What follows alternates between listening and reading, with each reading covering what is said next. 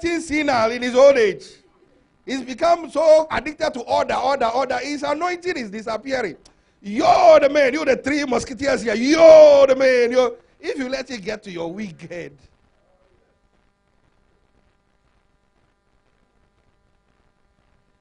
Church people can get you into trouble, man. You preach a message, say, what? This is the latest revelation in town. And you two get to your head and they say, you are minister material. Go and open a church. We will follow you. You and the devil. The devil will be your member. Those people, they know where their bread is buttered. When they are not getting what they want, they will return. And they will leave you alone there. So watch it. Don't believe what people say. Don't be deceived by empty words that come out of baby Christians' mouth or church folk to make you think you are something you are not. Don't allow your ears to be a garbage can. Don't let them dump any kind of rubbish in your ears for you to listen to lies, gossip, backbiting, criticism of your leader. Remember, what you sow is what you reap. He who sows the wind shall inherit the whirlwind. One thing you should never tolerate is people come and talk to you about your leader. Don't give them room. Engage the mystery of the north wind. I have that record in Fountain of Life up to today. I will size you now. Size you now, right now. No, don't go there. He who sows the wind shall inherit the whirlwind. Always apply the principle of the north wind. Give people looks that they will never forget. Are you all here? Go and push your neighbor and say, give them the looks. Yeah, give them the looks. Don't entertain it. Don't entertain it. Give them looks that they will never forget when they speak against your pastor or your church. Now, when someone is about to speak against your pastor, you know how they speak. You know normally people speak normal. When somebody are going to say something that they shouldn't say, they speak in their... They speak in their... Do you say what is it? Well, as soon as you say no, hey, stop the nose, Zam. Hey, stop it before it comes out of the mouth. You are liberty. You are defending your alma mater. Come on, say, I hear, sir. I hear, sir. We're talking about establishing a culture of undivided allegiance. Stop them in their tracks. Because you are helping them and helping your organization. That is why we all join to establish a culture of, it shouldn't be done by just a few. The man of God comes and says, this is what we are doing. Then the leaders must toe the line. This is what we are doing. Then the workers toe the line. Then the members toe the line. So every new person that comes, this is an impenetrable organization. You can't penetrate it. That's what we do. Once a month, we do leaders training. And every week, we do training. Every week. Training. Yeah, ongoing. Addictive. You can't stop it. Pastor Matthew's church, first week in every year, 7 days, they all come to church. All workers, every lead, every day, 7 days in a row. My spiritual fathers, when he's at it, that's worse. And that's why they are seeing amazing results. Training is ongoing. So you spend more time with your leaders than the congregation. The core group that you're going to build a thing with, you spend more time with them. Say amen. So always apply the principle of the north wind. The church you belong to is your church, not the bishop's church. Not the pastor's church. You see, that's what I'm talking about. Loyalty. Loyal people say we. Faithful people and ordinary people say they. Some say we. Us.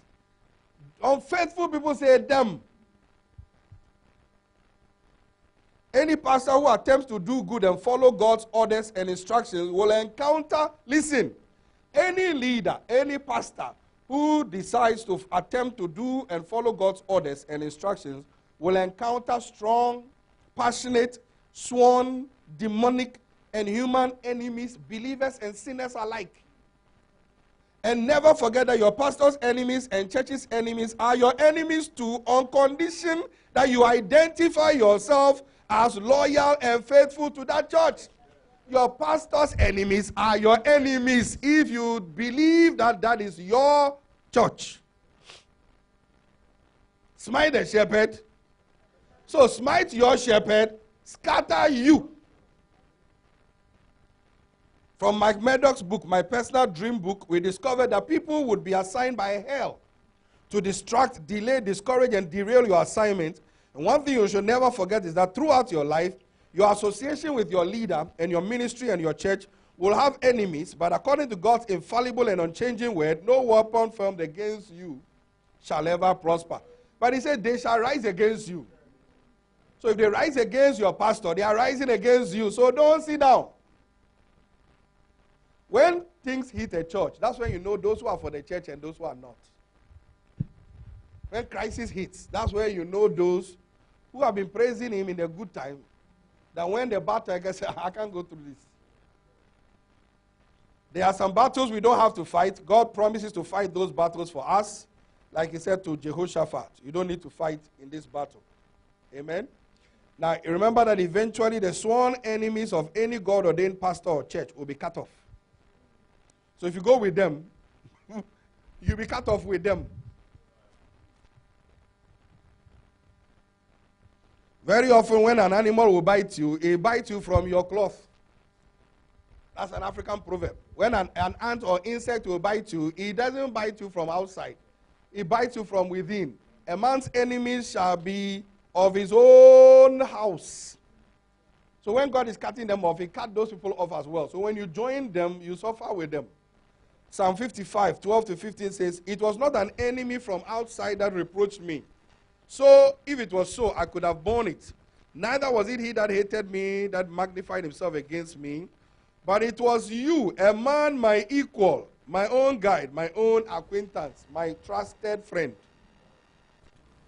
So watch it. Amen. Number what? Number 8. Prune constantly. Prune. Prune. You know prune? Prune constantly.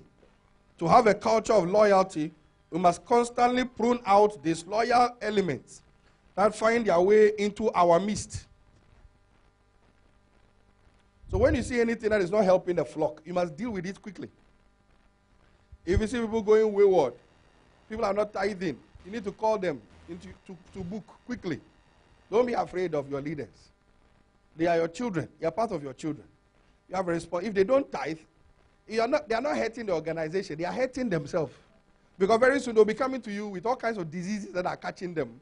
And you can't do anything about their diseases. So it's more for their benefits than the church's benefit. Their money is not helping the church. It's helping them. Their tithing is not helping the church. Their tithing is helping them. Because if they don't tithe, the windows of heaven will not be open. And very soon the devourer will hit them with certain things. And they will come to you to have to pray additional supernatural prayer, which is nonsense. So they should tithe, so they don't have to come to you to pray zagu zagu gara. Those prayers are not needed if they will tithe. So occasionally you need to check all your leaders' records. Are they tithing or not? Are they giving or not? When you're having an occasion, watch your leaders, whether they give or they don't give. Say aloud, amen. So it's part of the culture. Prune. To have a culture of loyalty, we must constantly prune out disloyal elements. Maybe they didn't start that way. They've started associating with some kinds of people and they are being poisoned. Say amen. I believe that no one should stay on in a church when he or she does not want to. I've discovered that if anyone indicates his desire to resign, it's best for such a person not to stay on, but to leave immediately. Once they open their mouth to say, I want to go, say, goeth yesterday. I encourageth thee to goeth yesterday. Once out of the abundance of the man's heart, it speaks. So once it's come out of the mouth, their heart is gone. So release them quickly. Bishop Darky Ward Mills says, remove disloyal people quickly. He said, I learned this personally the hard way. Well, we've had our fair share of it. So I will just settle there. We've gone beyond it now. Some pastors are so soft that they do not remove openly rebellious elements. How can you retain someone who has rarely something positive to say about your church? How can you keep him in the system when he has barely anything positive to say about your church or you? We should not allow any leader or member to pollute God's precious sheep whose destinies have been entrusted to us as pastors to feed. They must leave yesterday. In my book, they must leave when? Yesterday. They must leave when? Absalom corrupted and destroyed many people's destinies by his rebellious acts.